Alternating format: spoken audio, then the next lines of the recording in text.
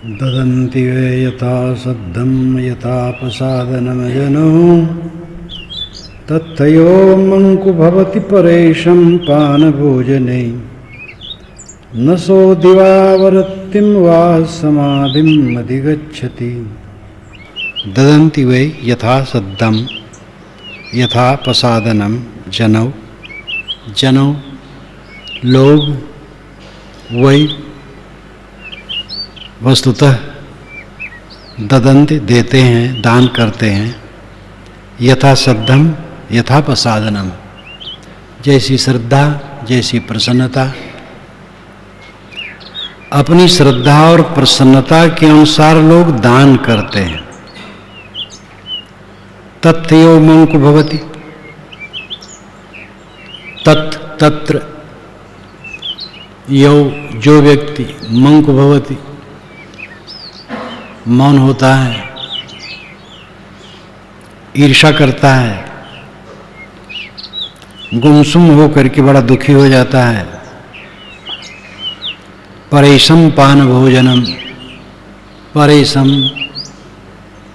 परेशान दूसरे के पान भोजन में, खाने पीने में, न सो दिवावृत्तिं वा समाधिम अधिगच्छति, सो वह व्यक्ति न तो दिन में शांति पाता है न रात में शांति पाता है।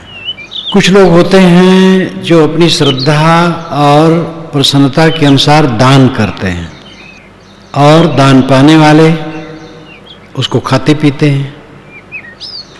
उसको देख करके कुछ लोग जलते हैं,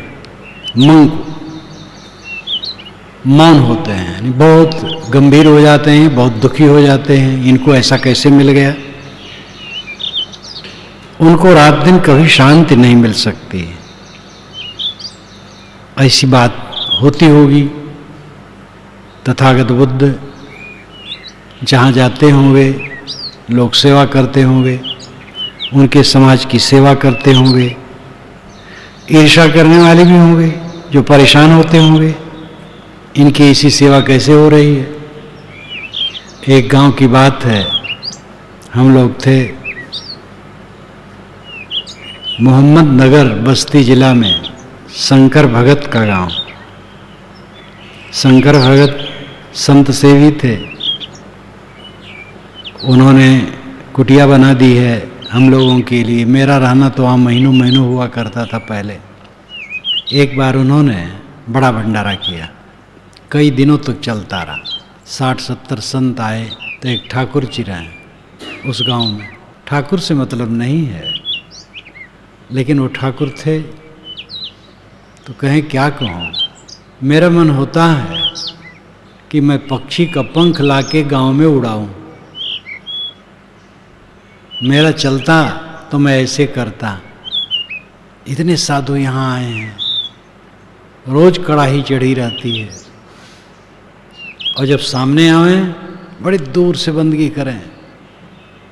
हुजूर आपके दर्शन पाकर के खुश हो गया। अद्भुत उनका स्वभाव था। तो ऐसा कहीं कहीं होता है। एक गांव में संत समाज रहा तो एक बुढ़िया कहे, अरे राम, यहाँ तो रोज डाढ़ा लगा रहता है। और संतों को लोग पाते थे कभी साल में, कहीं 2 साल में, एक दिन के लिए एक दिन का अवसर पड़ता था। 4-6 दिन 8 दिन गांव में रहना होता था। तो वे लोग सेवा करें। और स्वाभाविक है, जब कोई अतिथि आया है, संत आए हैं, साल 2 साल में एक दिन के लिए मिले हैं, तो बनवाने खिलाने की इच्छा होती है। तो बुढ़िया कहे, हे राम, ये गांव में डाढ़ा लगा है, बहुत परेशान हो। तो ऐसा होते हैं। ये घटना पर ही ये गाथा लिखी गई है। ददन्ति वै यथा सद्धम यथा प्रसादनम जनौ तत्थयो मंकु भवति परेशम पान भोजनम न सो दिवावृत्तिं वा समाधिम अधिगच्छति। लोग अपनी श्रद्धा से, प्रसन्नता से दान करते हैं और उस दान किए हुए पान भोजन को देखकर जो लोग मंक होते हैं, मौन होते हैं, इसका लाक्षणिक अर्थ ईर्ष्या में जलते हैं, वे रात दिन कभी शांति नहीं पाते। इसी प्रकार और भी इसको समझ सकते हैं, किसी की दी हुई चीज का उपयोग या अपनी चीज का उपयोग जिसके पास है वो करता है। अगर दूसरे लोग ईर्ष्या करते हैं उनको शांति कहाँ मिलेगी। दूसरे के पान भोजन पर ईर्ष्या मत करो, दूसरे के सुख को देख करके ईर्ष्या मत करो। यस्य चेतं समुच्छिन्नं मूलघच्चं समूहतं सा वै दिवावृत्तिं वा समाधिमधिगच्छति। यस्य चेतं समुच्छिन्न, यह जो ईर्ष्या का मल है, समुच्छिन्नम मूलघच्चं समूहतम, समुच्छिन्नम उच्छिन्न हो गया है, मूलघच्चं जड़ से नष्ट हो गया है। मूल का अर्थ जड़, घच्चम का मतलब है नाश। समूहतम, समूह का समूह, यानी पूरा का पूरा ईर्ष्यामल जिसके चित्त से निकल गया है। दूसरे के पान भोजन, दूसरे के ऐश्वर्य, दूसरे की चीज़ों को देख करके जिसके मन में जलन नहीं है, सा वै दिवावर्तिम वा समाधिम अधिगच्छति, उनको रात दिन सब समय शांत है। दूसरे के खान पान को देखकर, वस्त्र को देखकर, आवास को देखकर, वाहन को देखकर, सम्मान को देखकर, प्रतिष्ठा को देखकर ईर्ष्या मन में नहीं होना चाहिए। भोग की इच्छा होने से ईर्ष्या होती है, जिसे भोग की इच्छा नहीं उसको ईर्ष्या नहीं होगी। मेरा अपना जो है मेरा राजकाज है, मेरी झोपड़ी, नमक रोटी मेरा सब कुछ है। दूसरे के ऐश्वर्य को देख करके ईर्ष्या में न चले। यस्य चेतं समुच्छिन्नं मूलघच्चं समूहतं सा वै दिवावृत्तिं वा समाधिम अधिगच्छति। जिसके मन से ईर्ष्या का मल जड़ से समाप्त हो गया है, वे सब समय शांति में रहते हैं। नत्थि राग समो अग्नि, नत्थि दोष समो गहो, नत्थि मोह समम जालम, नत्थि तड़हा समा नदी, नत्थि राग समो अग्नि। राग के समान आग नहीं है जलाने वाली। बाहर की आग अंग को जलाती है, और ये जो मन का राग है ये मन को जलाता है। राग मोह आसक्ति के समान आग नहीं है। अगर शांति चाहते हो तो राग छोड़ दो, मोह छोड़ दो, किसी के प्रति आसक्ति न रखो, बाल बच्चों को पालो पोसो। मोह करने से क्या होगा?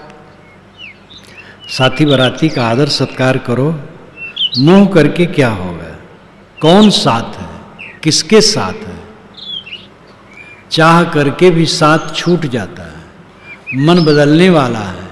जब मन बदल जाएगा तो जो आज अपना सिर देते हैं, सिर लेने के लिए भी तैयार हो सकते हैं, या तटस्थ उदासीन हो सकते हैं।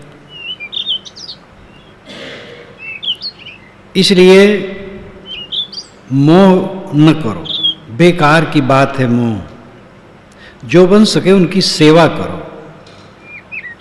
राग के समान, मोह के समान आग नहीं है जलाने वाली। नत्थि दोष समो गहो, द्वेष के समान ग्रह नहीं है। ग्रह कहते हैं जो पकड़ ले, द्वेष ग्रह है। वैसे तो सारे दोष ग्रह हैं, ये दोष ही ग्रह हैं, पकड़ लेते हैं।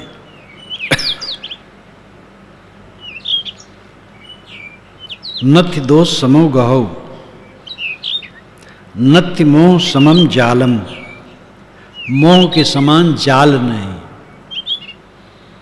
जाल में पक्षी फंस जाते हैं, उससे निकलना बहुत मुश्किल हो जाता है। मोह के जाल में उलझा हुआ इंसान देखता है, समझता है कि हम उलझ रहे हैं, फिर भी उसको तोड़ नहीं पाता। मोह के समान जाल नहीं, नथ्य तड़हा समान नदी, तृष्णा के समान नदी नहीं। भयंकर नदी में कोई बह गया हो, कहाँ ठिकाना है। तृष्णा नदी है, और की तृष्णा, और की चाह को तृष्णा कहते हैं। और मिले, और मिले, और मिले, यही तृष्णा है। और ये तृष्णा धन से समाप्त नहीं होती है, संतोष से समाप्त होती है। चाहे साधु हो चाहे गृहस्थ हो, उसको चाहिए जो अपने परिश्रम से मिले, जो अपने प्रारब्ध से मिले, उतने में संतोष रखे। जो हो उसका उपयोग करे, जो नहीं हो उसकी लालसा न करे। श्रम अपनी श्रेणी के अनुसार इंसान को करना चाहिए। नथि राग समोवज्ञ, नथि दोष समोगहो, नथि मोह समम जालम, नथि तड़हा समान नदी। राग के समान आग नहीं, द्वेष के समान पकड़ने वाला ग्रह नहीं, मोह के समान जाल नहीं, और तृष्णा के समान नदी नहीं। सु दस्सम वज्रमयेशम अतनौपन दुद्दसम परेशम ही सो वज्जानि ओपुणाति यथाभुसम अतनौपन छादित कलिमवा कितवा सठव। सो दस्सम वज्रमयेशम वद्यम अन्येषाम, दूसरे का वर्ज, दूसरे का दोष। वर्ज वद्य, वर्ज नाम त्यागने योग, वर्जने योग। जो दूसरे का वर्जने योग है, दूसरे का दोष है, दोष ही वर्ज है। दूसरे के दोष को देखना सुदस्सम, सुदर्शन है, बड़ा सरल है। बड़ी सरलता से दूसरे का दोष देखा जा सकता है। सुदस्सम वज्रमयेशम, सुदसम वज्रमयेशम, सुदर्शम वद्यम अन्येषाम, संस्कृत में होगा। दूसरे का दोष देखना बहुत सरल है। अतनौपन दुद्दसम, पन पुनः परंतु, अतनौ आत्मनौ, दुर्दशम दुर्दर्श है। अपना दोष देखना बहुत मुश्किल है। दूसरे के कपड़ों पर पड़े हुए दाग को हम देखते हैं, अपने कपड़े पर पड़े हुए दाग को नहीं देखते। उसको तब देख सकते हैं जब सिर झुकावें। दूसरे के दोष को देखना सरल है, जब विनम्र होंगे तब अपने दोष को देख पाएंगे। दुद्दशम वज्रमन्येशम अतनौपन दुद्दशम परेशम ही सो वज्जानि ओपुणाति यथाभुसम। सो वह व्यक्ति, परेशम परेशान, वज्जानि जो वर्ज है, दोष है, उसको ओपुणाति उसाता है, उड़ाता है। कैसे? यथा भूसम, जैसे भूसा। आज से 2000 वर्ष पूर्व भी भूसा कहा जाता था। कितने शब्द वैदिक काल के हैं जो आज भी वैसे ही हैं, घास तक वैसे है।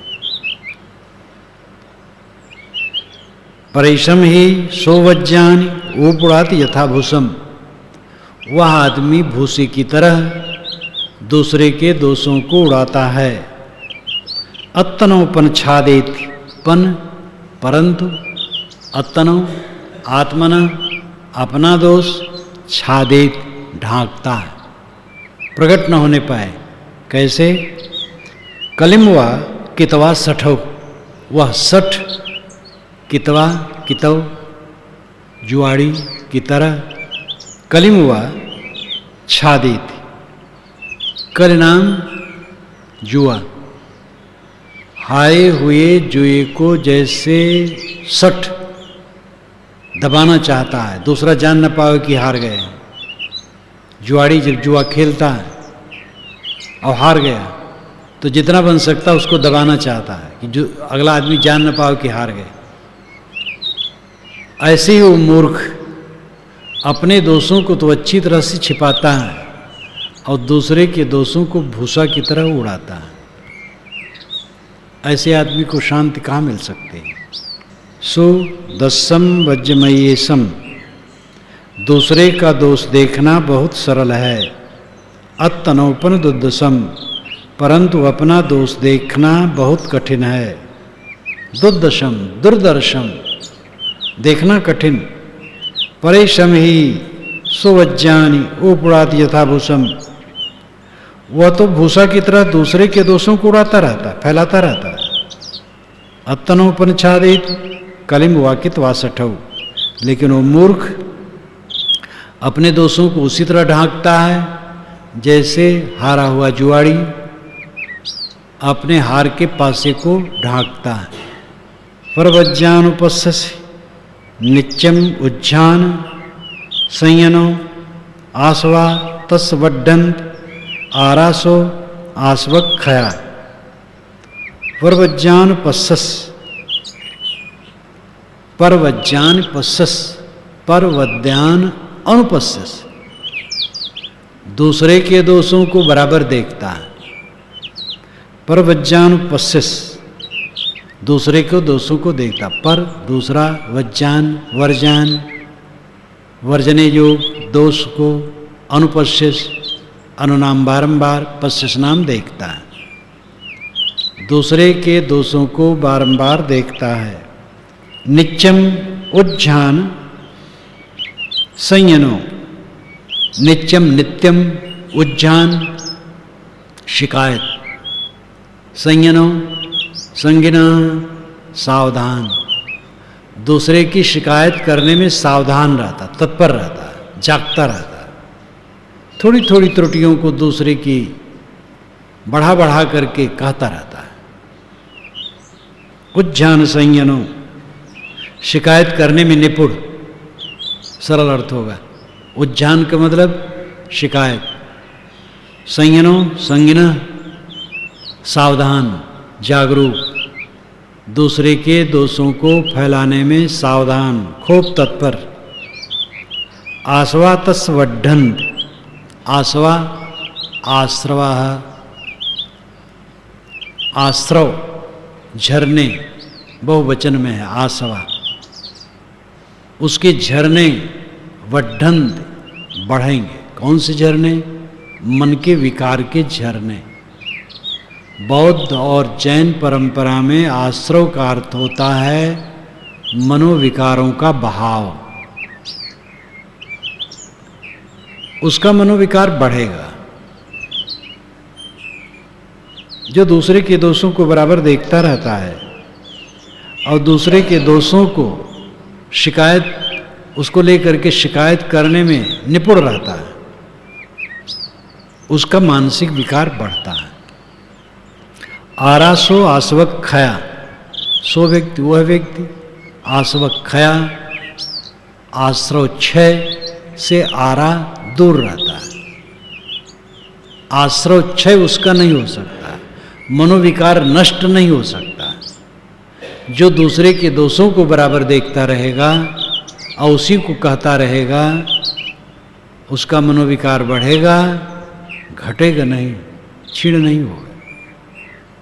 परवज्ञानुपस्सस नित्यम उज्जान संयनो आसवा तस्वड्डंत आरासो आस्वक्षया। परवज्ञानुपस्सस, दूसरे के दोषों को बराबर देखते रहना। नित्यम उज्जान संयनो, सदैव दूसरे की शिकायत करने में निपुण रहना। ये धंधा ऐसा है। आसवा तस्वड्डंत, ऐसे आदमी का मनोविकार बढ़ता जाता है और उसी में रात दिन जलता रहता है। आरासो आस्वक्षया, वो आश्रव क्षय से मनोविकारों के शमन के साधना से आरा दूर रहता। आरा नाम दूर, आकाशे पदम नथि समणो नथि बाहिरे पपंचा भिरता पजा निपपंचा तथागता।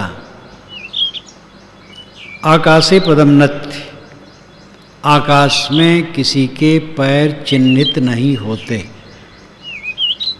पक्षी आकाश में उड़ते हैं, उनके पैर, उनका शरीर आकाश में चिन्हित नहीं होता, उसका चिन्ह नहीं पड़ता। श्रमणो नथि बाहिरे, श्रमण सन्यासी, बौद्ध और जैन साधुओं के लिए श्रमण शब्द का ज़्यादा प्रयोग है। श्रमण ब्राह्मण, ये दो परंपराएं रही हैं। श्रमण सन्यासी, ब्राह्मण गृहस्थ, श्रमण सन्यासी, ब्राह्मण गृहस्थ। श्रवणीम, सबरी को श्रवणीम कहा गया, जटिला और श्रवणीम वाल्मीकि रामायण में। सुभामिनी, भामिन नहीं कहा गया। वाल्मीकि रामायण में सबरी की कथा में सबरी के लिए भामिन विशेषण नहीं है, श्रवणीम है और जटिला है। जटा जो धारण करती थी और सन्यासिनी थी, यह गोस्वामी जी ने भामिन लिखा है। राम के मुख से भामिन कहलवाया है। भामिन का अर्थ होता है सुंदरी स्त्री, कमनीय स्त्री। गोस्वामी जी ने ऐसी भूल क्यों की? वस्तुतः उन्होंने अध्यात्म रामायण से लिया और ध्यान नहीं दिया। अध्यात्म रामायण में सबरी के लिए 2 बार भामिन कहा गया है और अध्यात्म रामायण का लेखक भी असावधानी से लिखा होगा। गोस्वामी जी ने अनुवाद कर दिया, इस पर मालूम होता उन्होंने सोचा नहीं। सोचते तो सहज समझ में आ जाता कि सबरी के लिए भामिन शब्द का प्रयोग अनुपयुक्त है। सुंदरी स्त्री, कमनीय स्त्री, ये उस तपस्विनी के लिए कैसे उचित है? जो रामायणी बाल की खाल काटते हैं, रामायणी बाल की खाल काटते हैं, वे कहते हैं कि वो तो उसकी भक्ति सुंदरी थी, कमनी थी और उस भक्ति से वो तो प्रोत थी, इसलिए गोस्वामी जी ने उसको भामिन कहा। अब किसी प्रकार उसकी संगत बैठाते हैं, ये गलत है। सीधी बात स्वीकारना चाहिए। तो वाल्मीकि रामायण में भी श्रवणीम सन्यासिनी को कहा गया है। श्रवणो नथि बाहिरे अर्थ है कि साधु का लक्षण बाहर नहीं होता है। हम लोग कपड़ा पहने हैं, ये साधु का लक्षण थोड़े है। कपड़ा तो नचनिया भी पहन लेता है। मैंने बचपन में एक नाटक देखा था, तो एक साधु बन के आया था, तो कपड़ा सिर से ढके हुए था, समाधि में बैठा था। तो लोग पैसा चढ़ावे तो फर्द फेंक दे जो चढ़ावे फर्द तुरंत फेंक दे। और हम लोग सामने कोई चढ़ाता तो फेंकते नहीं, रखते हैं, उपयोग करते हैं, लेकिन वो फेंक देता था क्योंकि नाटक दिखाता था। ये कपड़ा साधु का लक्षण नहीं है, साधु का वेश है। सन्यासपन का कोई बाहरी लक्षण नहीं होता है। सन्यास का मतलब होता है सर्वथा न्यास, सर्वथा त्याग। जो चीजें त्यागने योग्य हैं, चीजों को त्याग देना, और जो चीजें शरीर के उपयोग के लिए हैं, अनासक्ति पूर्वक उपयोग करना, उसकी कामना और राग का त्याग करना, ये सन्यास का लक्षण है। तो श्रवणो नथि बाहिरे, श्रवण का लक्षण बाहरी नहीं होता। बाहर कोई सींग पूंछ सच्चे साधु के नहीं होते। पपंचा भिरता पजा, पजा प्रजा, प्रजा जो है वो प्रपंच, पपंचा भिरता, प्रपंच अभिरत है, प्रपंच में लीन है। ये प्रजा है, जनता है, मनुष्य है, प्रपंच में लीन है। प्रपंच का मतलब उलझन, प्रपंच का मतलब विस्तार। प्रपंच का अर्थ व्याख्या भी है, वही विस्तार। यहाँ अर्थ है प्रपंच नाम उलझन की बात। दुनियादारी लोग भोगों के लिए, सम्मान के लिए, पद प्रतिष्ठा के लिए उलझे रहते हैं, लेकिन निप्रपंचा तथागता।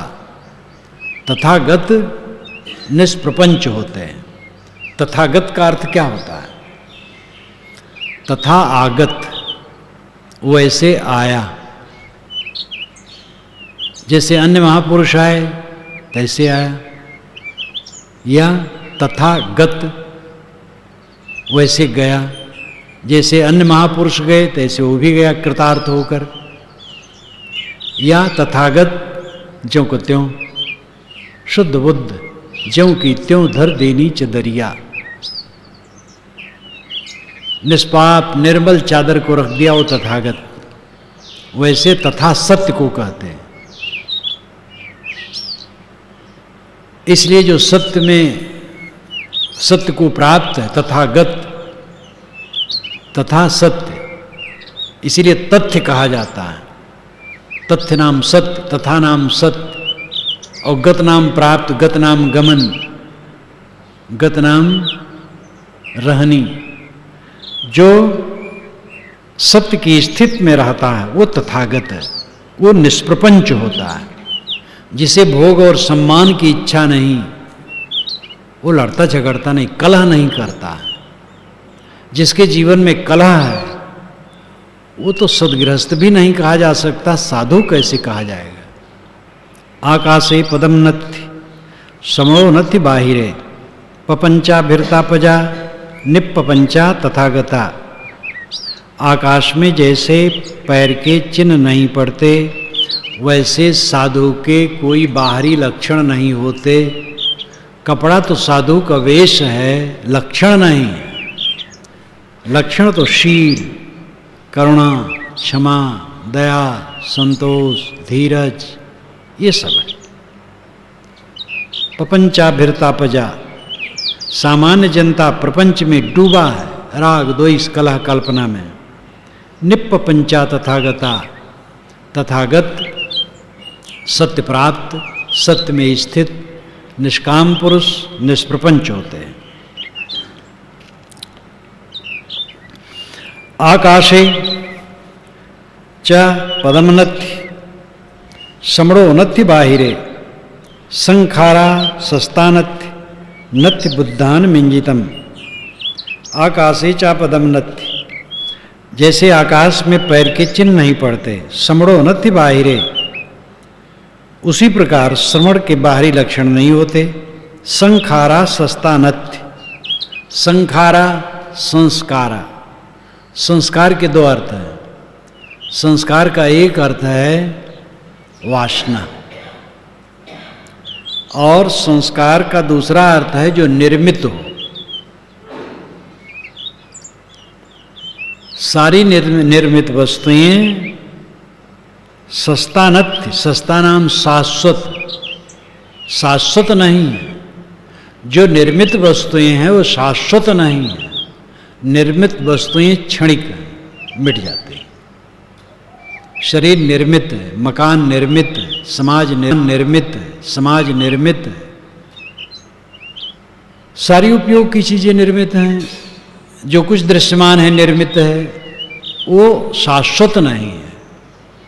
इसलिए अपना मन कहीं डुबाओ मत, कहीं आसक्त मत करो, नहीं पीड़ा पाओगे।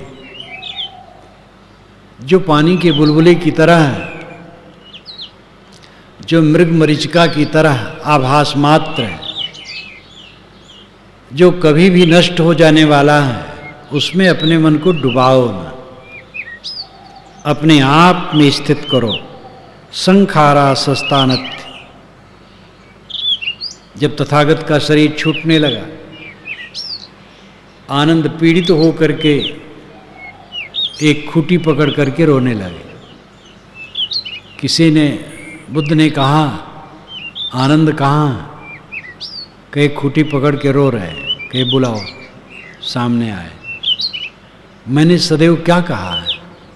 सारे संस्कार नश्वर हैं। जितनी संस्कृत चीजें हैं, निर्मित चीजें हैं, सब नश्वर हैं, और उसका उपयोग करो। ये देखो, पेड़ की छाया है, शून्य सदन है, एकांत स्थल है, ध्यान करो, समाधि करो, वासनाओं का क्षय करो, निर्वाण प्राप्त करो। सब कुछ नश्वर है। साधक विवेक से देखता है मेरा शरीर और साथियों का शरीर और सब कुछ मानो मिट्टी में मिल गया है। मानो क्या मिलेगा, इसलिए मानो कहा जाता है। मिला मिलाया है, मिला मिलाया है। सब कुछ को नश्वर रूप में देखना। संसार बीक्षम ईक्षमाणम, संसार बीजम क्षयम ईक्षमाणम। संसार के बीज को क्षय की दृष्टि से देखते रहना। संसार का बीज क्या है? मोह। मोह को क्षय की दृष्टि से देखते रहो। सब कुछ विनश्वर है, कुछ रहने वाला नहीं है। संखारा सस्तानत्य, जो उगे सो आथवे, फूले सो कुमिलाए, जो चूने सो ढई परे, जन्मे सो मर जाए। ये साहिब की साखी। संखारा सस्तानत्य, संस्कार शाश्वत नहीं है। संस्कार नाम निर्मित, निर्मित वस्तुएं शाश्वत नहीं हैं। नत्य बुद्धान मिंजितम, नत्य बुद्धान मिंजितम, बुद्धानाम इंगितम। बुद्ध इंगित नहीं होते हैं, चंचल नहीं होते हैं। बुद्धानम, बुद्ध एक वचन है, बुद्धानम बहुवचन है। संस्कृत में होगा बुद्धानाम। बुद्धों का चंचल होना नहीं होता है। बुद्ध अचंचल होते हैं, स्थिर होते हैं। किसी बात को लेकर के वो व्याकुल नहीं होते। ये बुद्ध का लक्षण है। बुद्ध का अर्थ है जानना। बुद्ध का अर्थ है जाना हुआ, जगा हुआ, सावधान, निर्मोह। जो बुद्ध होता है वो इंगित नहीं होता है, चंचल नहीं होता है, निष्कंप होता है, कंपायमान नहीं, भयभीत नहीं। किस चीज के लिए भाई? क्या रहेगा, क्या छुटा, क्या मिला? मिलना झूठ, छुटना झूठ। जो आज मिला है छुटेगा। आज तक न मालूम कितना मिला और छुट गया है। आंखों पर पट्टी बंधी, हम देख नहीं पाते हैं। बचपन से जो मिला है सब छुटा ही है। तो आज जो मिला वो रहेगा ऐसे? फिर किस चीज के लिए कंपित होते हो, किस चीज के लिए व्याकुल होते हो? आकाशी चापदम नथि ना समणो नथि बाहिरे, आकाशे चापदम नथि समणो नथि बाहिरे। जैसे आकाश में पैर के चिन्ह नहीं पड़ते, वैसे साधु के बाहरी लक्षण नहीं होते। वो तो रहनी का विषय है। संखारा सस्तानत्ति, संस्कृत वस्तुएं, निर्मित वस्तुएं शाश्वत नहीं होती। इसलिए कहीं मन मत फंसाओ। नत्य बुद्धान मिंजितम, जो बुद्ध है जाग गया है, निर्मोह हो गया है, अनासक्त हो गया है, वो कभी भी प्रकंपित नहीं होता, चंचल नहीं होता।